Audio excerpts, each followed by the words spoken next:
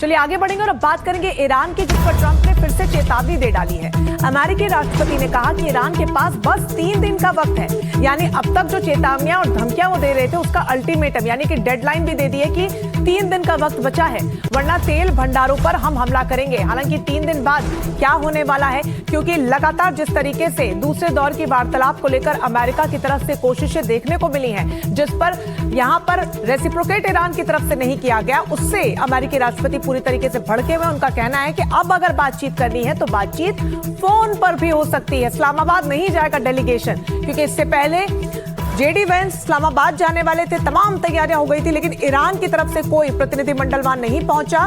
उसके बाद उनको वापस लौटना पड़ा, उनका कार्यक्रम रद्द करना पड़ा, जिसके बाद अब अमेरिकी राष्ट्रपति डोनाल्ड ट्रंप पूरी तरीके से आग बबूला है, अल्टीमेटम दे डाला है और कहा है कि सिर्फ 3 दिन का वक्त आपके पास है, नहीं तो अब हम आपके तेल भंडारों को निशाना बनाएंगे। यानी तेल भंडार वो स्रोत जो ईरान के लिए आर्थिक तौर पर सबसे ज्यादा मजबूती प्रदान करते हैं, उनको अगर अमेरिका निशाना बनाएगा तो ये कितना बड़ा नुकसान ईरान के लिए होगा वो ये बखूबी जानता है। ऐसे में क्या ईरान की तरफ से कोई प्रतिक्रिया सामने आएगी, दुनिया की निगाहें इसी पर हैं।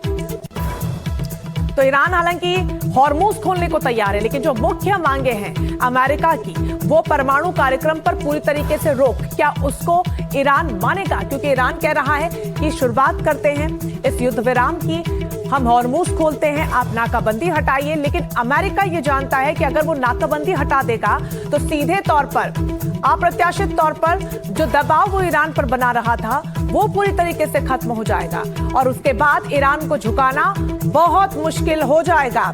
इस पूरी खबर पर ज्यादा जानकारी के साथ न्यूज रूम से हमारे सहयोगी राजीव रंजन हमारे साथ जुड़ गए हैं। राजीव, ये बताइए 3 दिन बाद क्या होने वाला है? बड़ा अल्टीमेटम अमेरिकी राष्ट्रपति एक बार फिर से दे रहे हैं।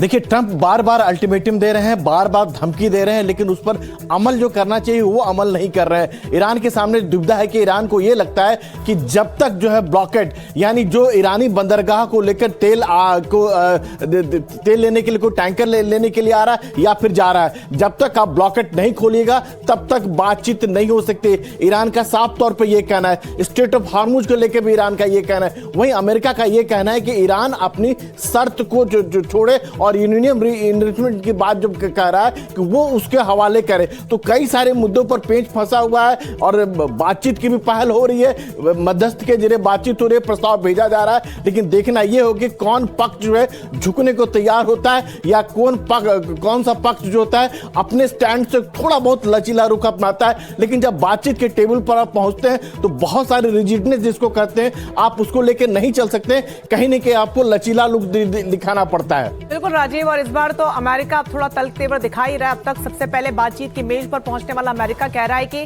बातचीत अगर करनी है वो तो फोन पे भी हो सकती है। तो तेवर यहां से तल्ख है, ये बता रहे हैं कि अमेरिका पूरी तरीके से एक्शन की तैयारी में है। बहुत शुक्रिया आपका राजीव, तमाम जानकारी के लिए।